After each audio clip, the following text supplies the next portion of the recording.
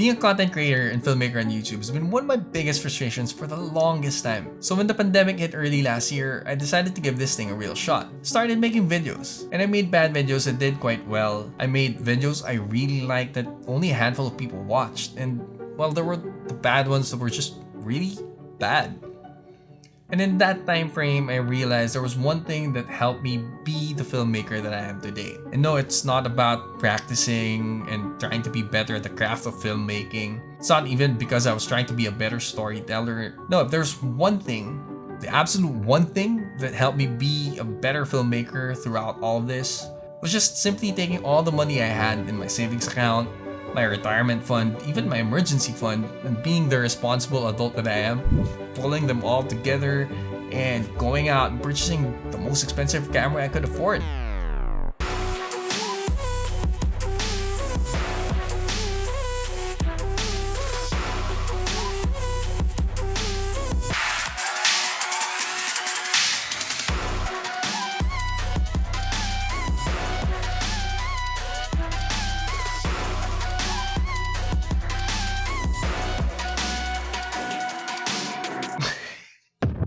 Hi, my name is Justin, and if you're new to the channel, we make videos about photography, filmmaking, travel, and gear. And we're just about to hit 1,000 subscribers, so it would mean a lot if you would consider subscribing if you haven't already.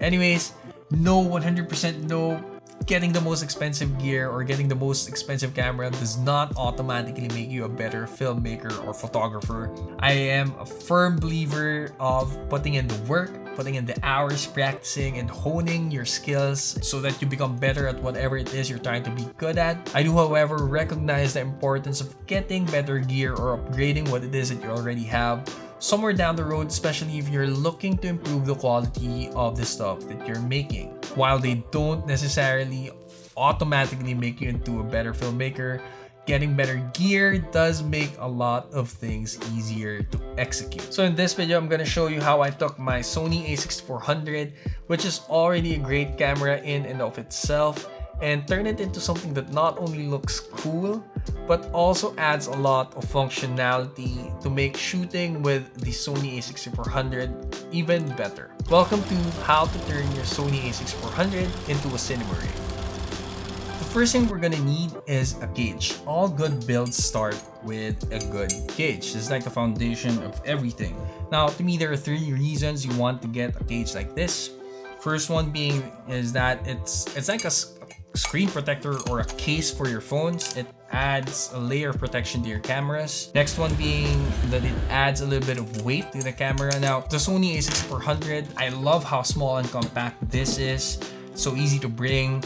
But because it's so small and light, it's actually a bit tricky and hard to shoot very stable footage with this on its own. It's easy to shake the camera, and so you might end up with micro jitters, micro shakes in your footages. Adding a little bit of weight to this because of the cage will help in stability. In my experience, it's not that much, but at the end of the day, a little bit more weight to your camera is a good thing in terms of stabilization. Third reason why you want to get this cage, and probably the most important reason of all, is because a cage will allow you to attach lots of different accessories to it depending on your needs. Now, this one is from a company called UURIG, and I primarily went with this brand over SmallRig because it was cheaper.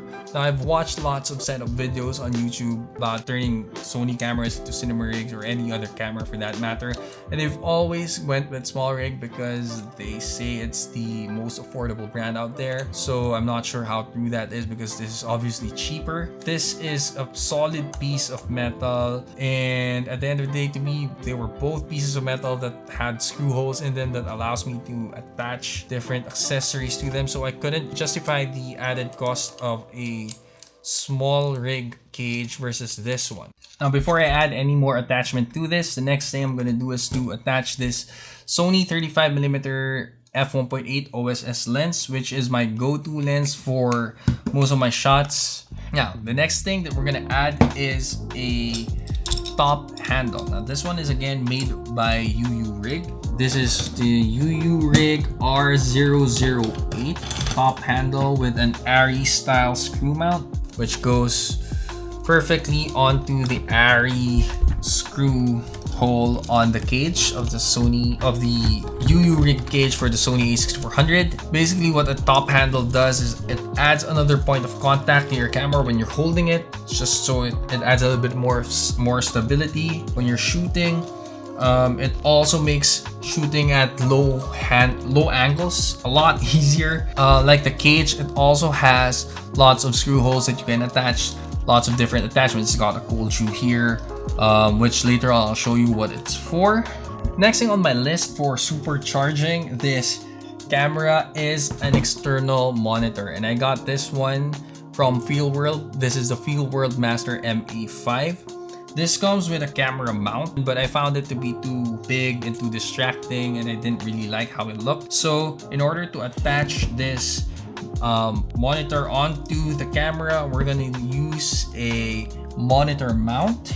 Again, this one is from UURIG because the SmallRig option was just insanely more expensive. So the way it goes is I'll attach the monitor onto the monitor mount, and then because this monitor mount is a gold shoe mount, we can easily attach it onto the gold shoe mounts on the handle.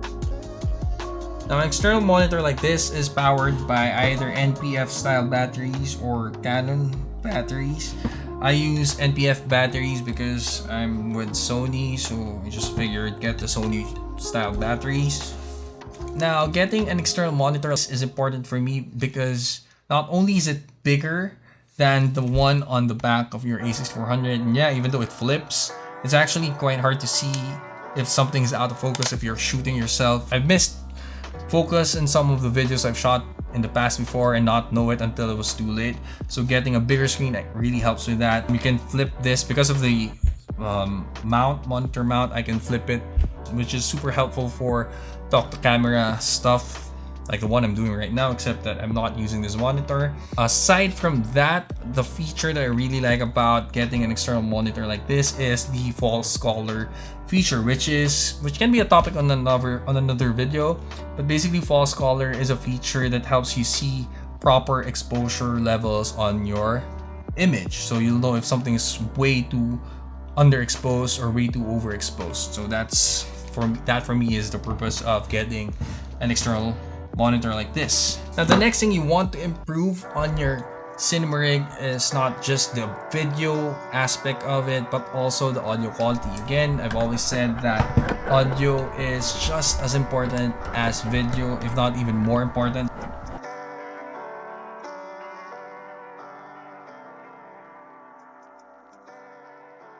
Now, while this already looks great, I added another feature to this. This time, I went with SmallRig because there wasn't really any other option for a side handle like this. I wasn't really a fan of the wood handle designs of the other brands and even SmallRig brand, and I wanted something small. This side handle is definitely a lot smaller than the other wood style designs, so I got this one from SmallRig again as another point of contact when you're using the camera. So now it becomes even more stable to shoot with handheld. So I went with this one because of the style. I just wanted something small and black to sort of match everything. But one of the coolest features about this handle is the fact that it has a magnetic lock for an Allen wrench here, which you need to assemble this entire thing here. Basically, you'll need an Allen wrench, and having a place to stick this anywhere with you without falling because of the magnets is a great thing to have. Finally, as a Cinema Rig, another thing you want to add, which I think is a very important feature to have, especially when you shoot videos, is a variable ND filter.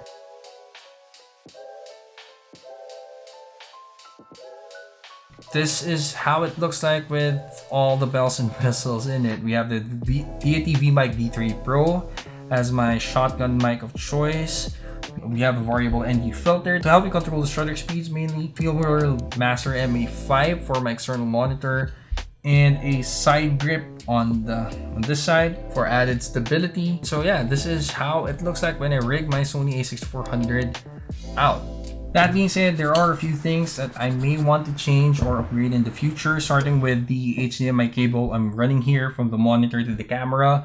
This is a bit of a hard cable here, so I'm always worried that it might, destroy the ports on the HDMI ports. So I might want to get a wire kind of HDMI cable in the future. I might want to change the NP-F battery here. This is an NP-F550 to an NP-F970 just for additional power. The top handle, though, I love this design a lot. This forward thing going on here. Sometimes I have a problem with bigger size lenses, and you can actually see it here when I put this lever down. It actually hits the filter. It doesn't bother me that much. I just flip this up and it's okay. Maybe a quick release plate so it's easy to put onto a tripod, get it out if I need to, and then shoot handheld.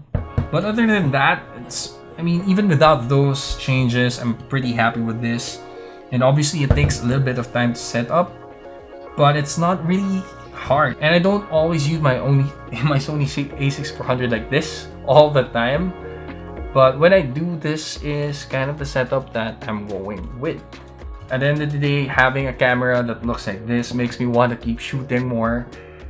Makes me want to create more. So I guess that's really the value that I'm getting out of all of this. I'd love to hear what you guys think. If you have any questions, let me know in the comment section below and I'll do my best to answer them for you. Links to the items that we've discussed here will be provided in the description box, so you guys can check them out if you're interested in rigging out your Sony A6400 similar way. I hope you liked this video. I hope you found it helpful. And if you want to support the channel, the easiest way to do so is just by subscribing. Again, we're just about to hit 1,000 subscribers with this, which is pretty exciting for us. So it would mean a lot if you did. I want to say thank you to everyone who's been part of this journey so far, and to you who's watching this video right now, thank you for taking the time. Some pretty exciting things are about to change, are about to happen for the channel, so I'm also very excited to do those and share it with you guys. If you're looking for photography, filmmaking, travel, and gear type of stuff, then please do consider subscribing. That's it for this video, and I guess I'll see you in the next one. Thanks for watching.